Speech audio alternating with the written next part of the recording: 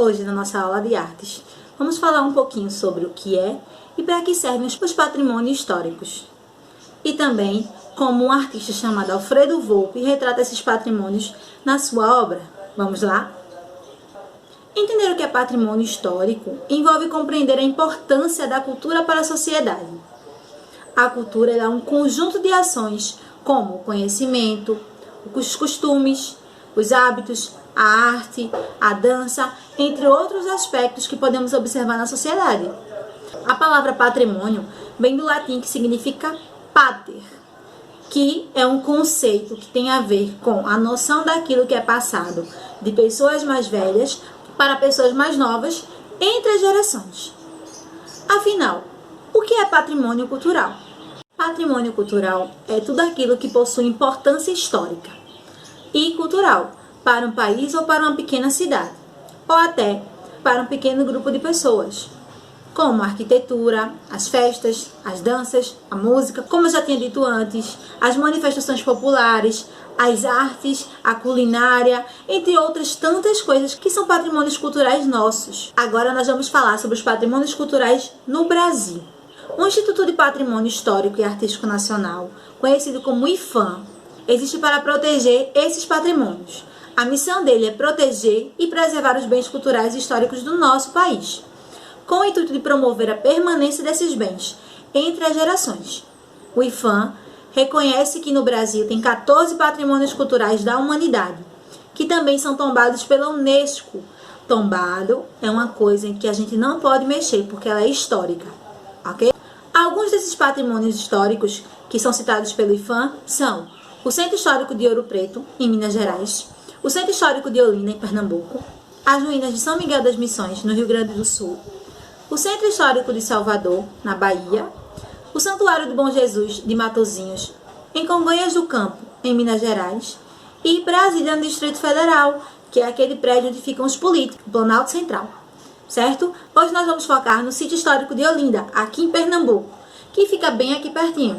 O Centro Histórico de Olinda, também chamado de Cidade Alta, abrange uma área histórica do município brasileiro de Olinda, no estado de Pernambuco. Quase um terço da área total do município é de preservação.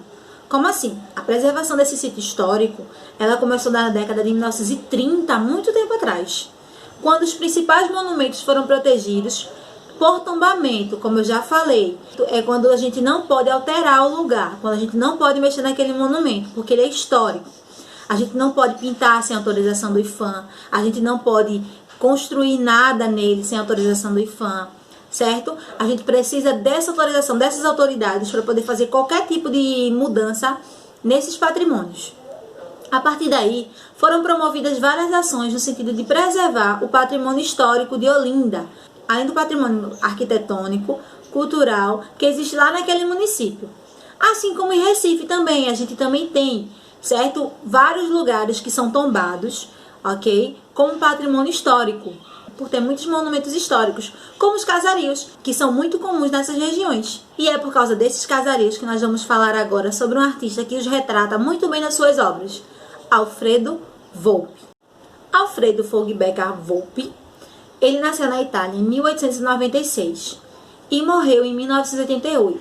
Ele foi um pintor ítalo-brasileiro. Ele nasceu na Itália, mas morou por um tempo aqui no Brasil, quando seus pais vieram com ele migrando para cá, certo? Ele foi um dos mais destacados pintores da segunda geração da arte moderna. Suas pinturas são caracterizadas por casarios e bandeirinhas coloridas. Nós já vimos Volpi aqui há umas semanas atrás, durante a Semana de São João. Nós fizemos uma atividade de artes que envolvia uma de suas telas. Volpi, ele foi aluno da Escola Profissional Masculina do Brás. Em 1911, começou a aprender a pintar frisos, painéis e murais nas paredes das mansões das famílias de alta sociedade paulistana. A princípio, Volpi pintava paisagens realistas e também algumas paisagens marinhas. Mas foi na década de 50 que a pintura de Volpi entrou na fase das formas geométricas. Ele pintou diversas séries denominadas bandeirinhas, fachadas e ampulhetas. A pintura de Volpi, ela passa a ter como características principais a linha, a forma e a cor. A partir daí, ele ganhou vários prêmios com a exposição dos seus quadros. Um fato curioso é que o pintor não usava tintas industrializadas. Ele fazia as próprias tintas, utilizando verniz, clara de ovo, pigmentos naturais como de terra, ferro e óxido, entre outros muitos materiais. Muito interessante, não é mesmo? Agora nós vamos tentar observar um pouquinho desses traços, formas e cores nessas obras de Volpe que vocês vão apreciar.